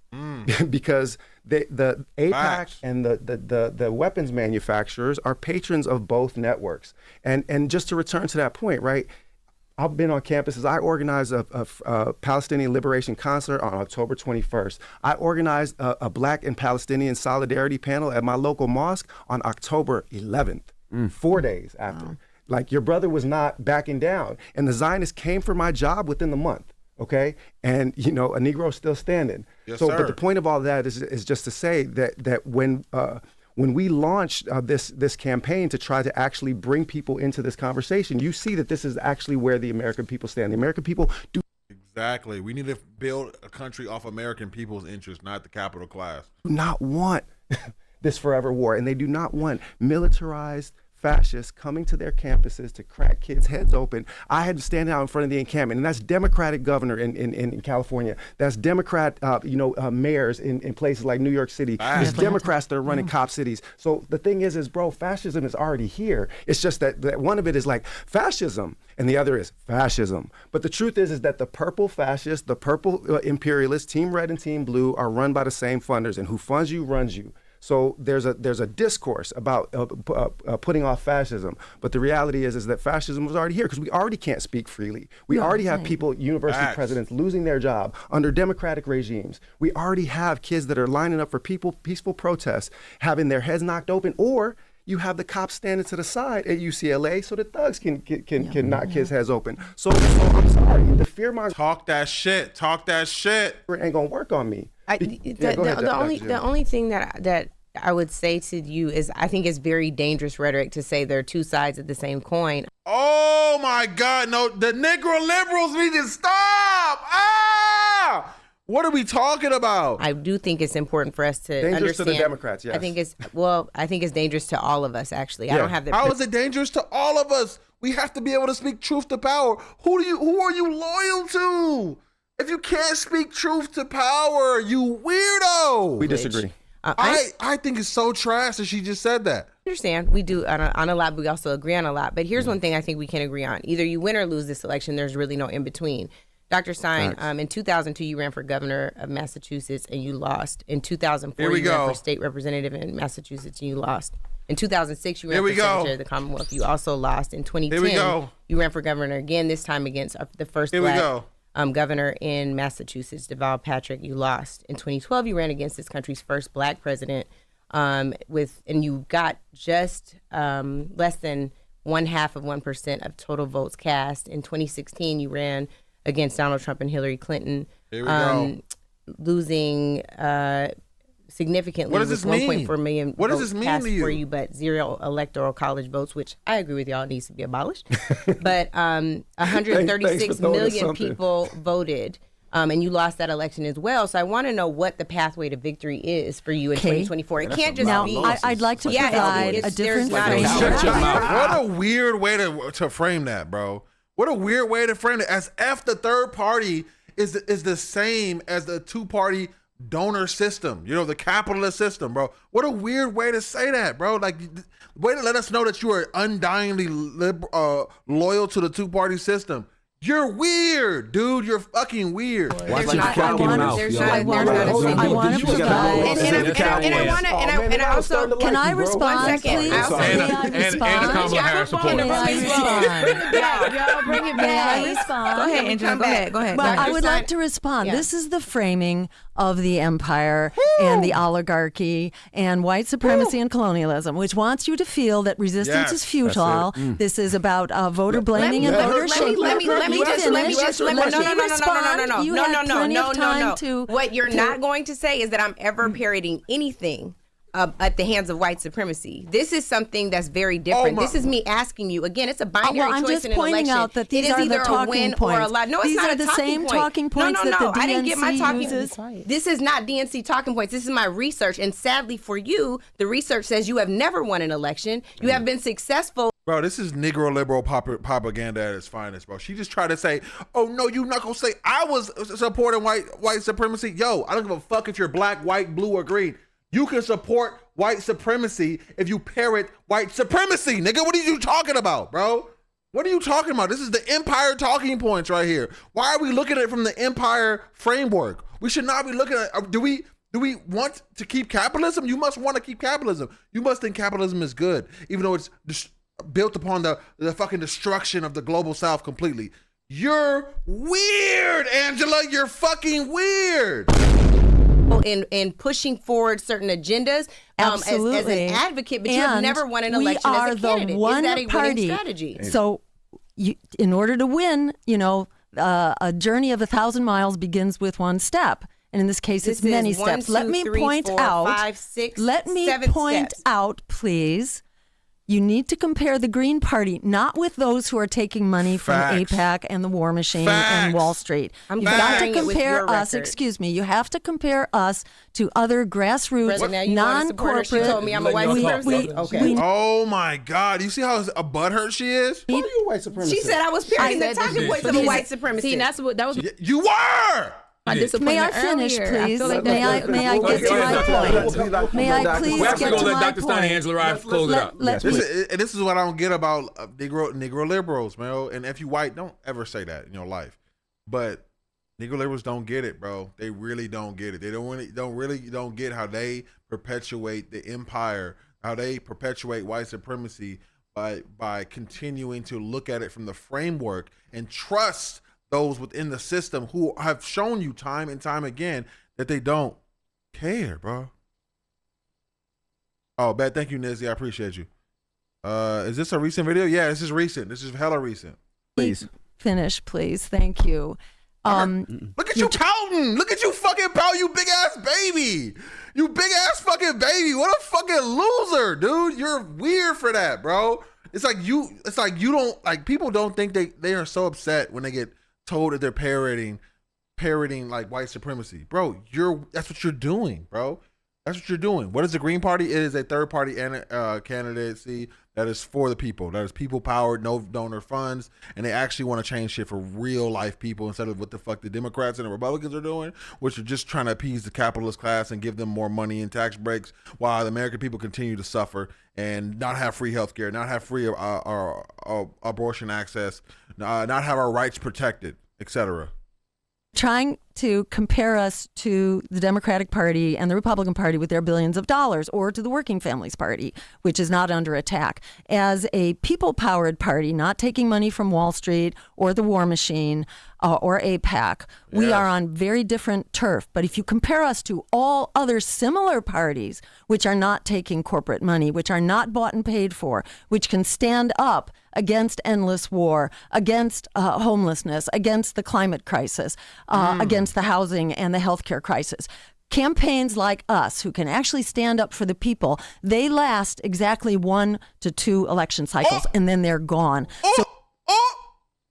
What do you got to say to that, Angela? We are actually the pillar of strength among people-powered politics. And what have we done over that period? We have established the Green Party as the vehicle for people-powered politics. We have also launched the agenda, which has been adopted by the progressive Democrats, given lip service, not actually advanced. But whether you're looking at healthcare as a human right, launched by Ralph Nader as a national issue, reparations, launched by our campaign as a national issue in 2012. If you look at free public higher education, bailing out students and ending student debt. You had Congress bailing out the crooks on Wall Street who crashed the economy, but not bailing out homeowners, not bailing out students. That agenda was launched by us. So I think it's not fair, and it is the talking point of AOC the other day, who is taking her marching orders from the DNC. This is exactly what they say, that we are only running for president. Of color as parroting talking points instead of us looking at basic math. The one thing that AOC has done that you haven't is win some elections. And so when I'm asking you, oh my God, you hear her, bro? She is such a fucking weirdo. You're so mad that you're parroting white supremacist talking points, and you don't want to be accountable to that. That's the only reason you're even bringing that up. Sorry, Negro liberal, you're not on the right side of history. Oops, sorry, you're not. I don't give a fuck. You're not on the right side of history, bro. I don't care if it's black, blue, or green, bro. We don't support imperialism and fucking genocide and the capitalist class as they continue to take as much as they fucking can from us while we don't have fucking free healthcare. We don't have fucking shit, even though the people want these things. Overwhelmingly, the country wants these things. You're fucking weird, Angela. Elections, that is one point. If you want to tell me that you want to push a more progressive agenda, if you want to talk about pushing a progressive agenda, you can do that, not by running necessarily for president. Your track record as a state rep candidate, as a secretary of the Commonwealth candidate, as a gubernatorial candidate, as a presidential candidate are woefully lacking. So I'm asking if you consider going about it a different way instead of telling me I'm parroting white supremacist talking points. So I can tell you, she's so hurt. She's so so hard. She like a big ass kid up there right now. The facts. I don't think she's ever heard that. This is what happens when Negro liberals gets to somebody to the left of them. They say, "Oh, I'm a woman of color, and you telling me I'm saying white supremacist talking points, ma'am. You are supporting the empire. You are. They're not used to being around people left of them, and it makes them so fucking uncomfortable. You can see it, bro. These are the facts. The numbers are not on your side, right? So Dr. Jill Stein, let's end with some closing remarks. Yes. On your campaign, and then the Honorable Angela Rye, you can end with Look at her. I'm done. remarks. I've asked my questions. Okay. She is. Look at her. Look how mad she is. Ma'am, you are a grown ass woman. So as Frederick Douglass said, power concedes nothing without a demand. It never has and it never will. Like so many other Greens, I came from the world of social activism. I spent decades upon decades fighting for healthcare as a human right, for racially just redistricting, which we actually succeeded in, for getting big money out of politics and creating a public financing system, which we actually succeeded in Massachusetts until the Democratic legislature came in and invalidated the people's referendum, which had won by a 2-to-1 margin. They invalidated it on a voice vote and refused to provide the funding for it. I saw our movements being beaten back by the power, the political power of corporations and billionaires operating through the Democratic and Republican parties. I saw that over and over again. We are not making incremental progress forward. We're actually taking rather major steps backwards right now. You know, the disparities, racial disparities, black and white disparities are actually not better at all than they were in 1960, in spite of all the hard work and the lip service that's been given to racial justice and racial equality. In Boston, in the Massachusetts area, the average household wealth of the African-American family is $8, considering debt. The average wealth of the Caucasian family is $250,000. And this is not unusual. This is where we are. We are stuck. If you looked at the footage from the floor of the DNC, what you could see were the corporate suites, which started at $500,000 each and went up to $5 million.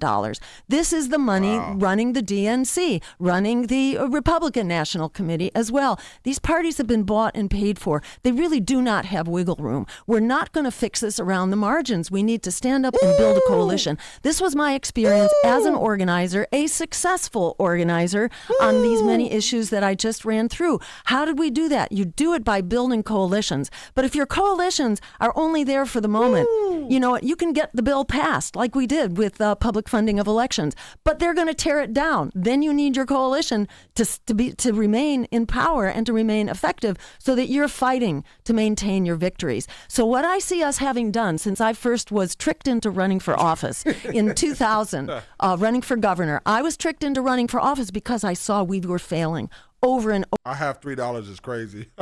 over and over again on our aspirations for racial justice, to fight white supremacy, to fight police violence, which also is getting worse. I think it's really important to say that this is a really good point, and like this is the huge chasm that is between the left and liberals. Is liberals are so comfortable with the empire. One, they view the world through the empire lens, but also they're also very comfortable with incremental change. You know what I mean? And like these things are not gonna happen, don't necessarily have to happen, but the things we've been trying the incremental change thing for a long time.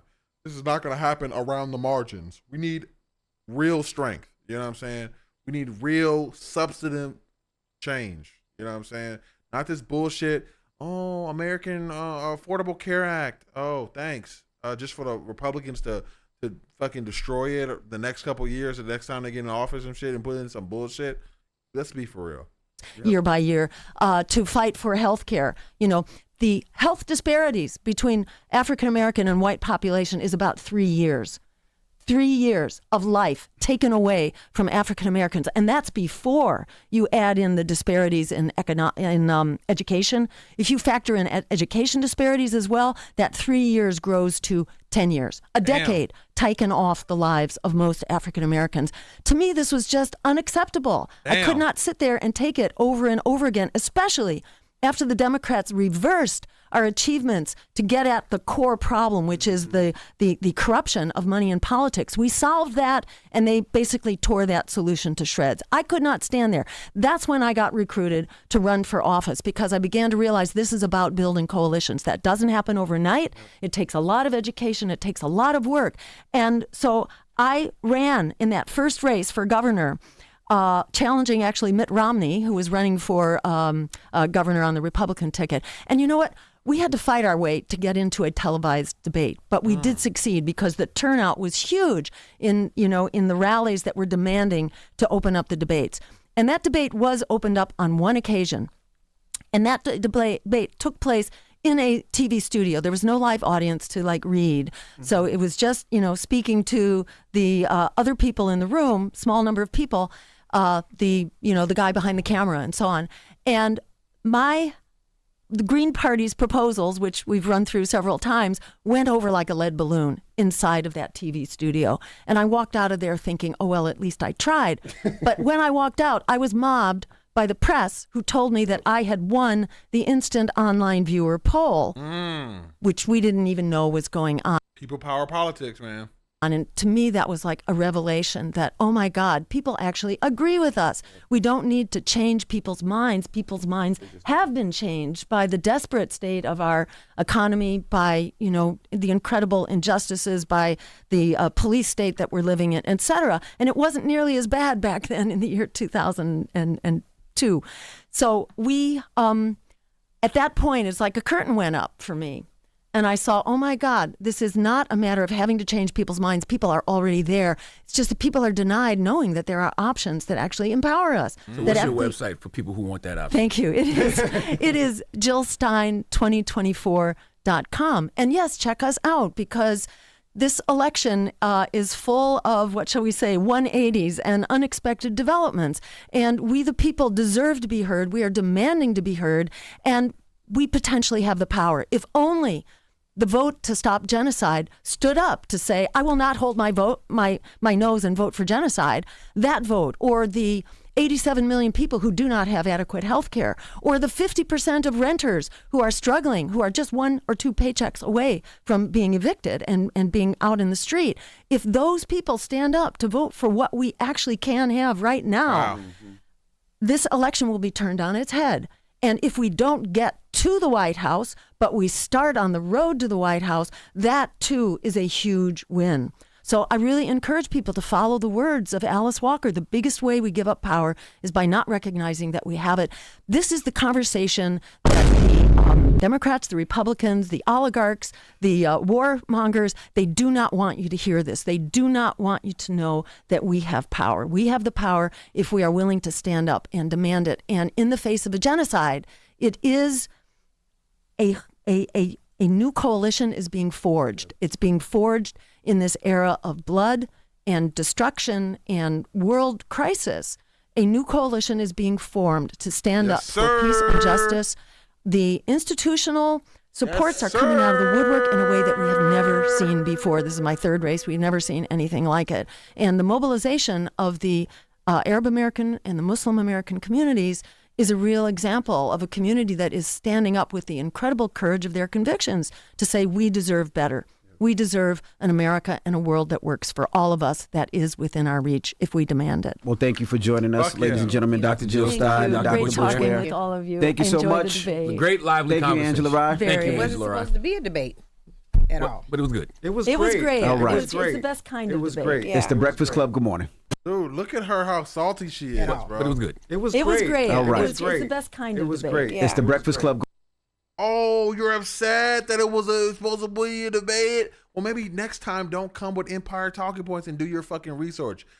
What I hate about Negro liberals as well is they act like the victim when they're coming on to a third party candidate's platforming and trying to give them some pushback, but not doing the research to actually look at what is the angle that the third parties are trying to come from. You know what I mean?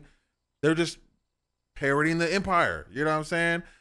23 Flash says, wild thing is Angela said she agrees with most of Jill's talking points and policies, but provided no help for how Jill can become more popular or get platform push. It was just shut down response. Exactly, because she got her head so far up. Kamala Harris hoping and wishing for a fucking dream that probably will never come, bro, to be honest.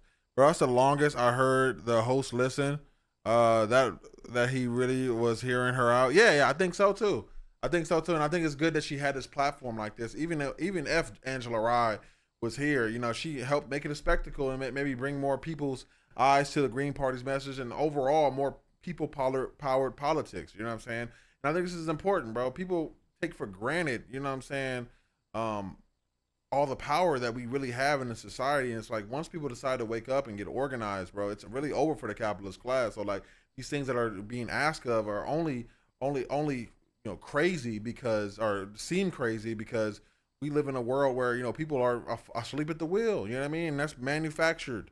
60% of Americans are living paycheck to paycheck. Why do you think that? Who the fuck is trying to worry about politics when you can't breathe and you just worried about trying to motherfucking put food on your motherfucking table, bro? Let's be for real, bro. And these nigger liberals gotta stop acting so motherfucking sensitive when they could get on here and they parrot empire talking points. You are parroting empire talking points, bro. You shouldn't be so ignorant to what those empire talking points are, bro. And you shouldn't be such a fangirl of the empire, bro. You got to be more critical of power. You know what I mean? Like this is like completely forgiving by the tradition of black radical thought, bro. It's like you just letting it go all down the fucking drain, bro. For what? Kamala Harris? Kamala Harris? Are you serious?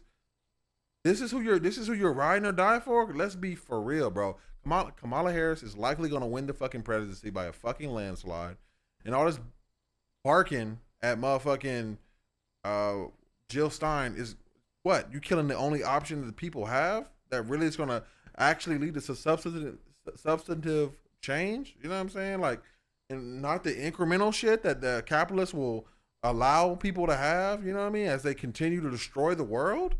Why are we adhering? This is like some shit you see in a movie, bro, about like fucking superheroes and shit. And like, this is like some dark fantasy we live in, bro, where the capitalist class are addicted to oil and the things that are killing this planet and are against what actually everyday people want, bro. And you're sitting here siding with Kamala? Like, come on, bro. They always try to shut down the woke people and give a bad name to them. Yeah, bro. And it's like, I don't give a fuck about Kamala Harris being black, bro. I really don't, bro. I don't give a fuck, bro. To be honest. That shit, y'all tried that shit with Obama, bro, and then Obama dropped hella bombs on Pakistan. He helped put Libya into a fucking slave trade, bro. We're not falling for this bullshit anymore, bro. If you put a black face in it, it don't mean that he gonna act black. He gonna think black. He gonna think black radical thought. In the tradition of that. You know what I'm saying? He's not. He's not. It doesn't mean anything. He had a house in the Senate, and he didn't codify Roe versus Wade. Hello? Oh, there was a bunch of Joe Manchin ass Democrats in the House and the Senate. Oh, wow. So it sounds like the Democrats are a lot more inside with the Republicans. So why do we put so much faith in them? Oh, okay. Heard you. Obama made a bad name. What we all know, bruh. Did the towers. So why did Osama have to die? Bush did the towers. So how did Osama had to die because they had to have manufactured consent to go into fucking Middle East and fucking kill 1 million people, bro. Shit was crazy. They lied about the weapons of mass destruction. That was proof. And y'all sitting here thinking that the motherfucking politicians of America are gonna be honest and be truthful? Are you fucking kidding me? How gullible can you be, bro? They will lie to you for political gain to do anything they want to do, bro. They're not like. It's like I always say, if you think politicians like you for real, bro, especially Democrat, Republicans, you think you're the same type of people that think strippers really like you when they just there to throw ass for a check. You know what I'm saying? More power to them. Boy, what made her react like that? She reacted like that because she said thanks for the debate, and she's like, it wasn't supposed to be a debate. Well, clearly you didn't do your research. The research wasn't researching enough. You know what I'm saying? Because if you did do your research, you would know that like the way you came at her is just not how you come at a third party candidate, bro. Like I'm all for putting all candidates, to the feet to the fire. You know what I'm saying? We got to make sure they're authentic and whatnot. But like you throwing a fucking hissy fit because you decided to not do your research and fucking support empire positions. It's crazy, bro. It's crazy, bro. You talking about winning. We talking about third party candidates, bro. We gotta build momentum for this party. And this season, this time around is where we build momentum, bro. Whether we win or not, we're building momentum. They said if they get 10% of the vote, they get automatically like 10 million or some shit, something like that for their next election. Come on, let's be for real. Let's start putting this pressure on the Democrats. But you talking about Kamala. Bro, what the fuck? Killer Kamala? Harris, the Harris Holocaust? Let's be so for real, bro. Is it true they don't allow felons to vote? It is true. Yeah, they don't.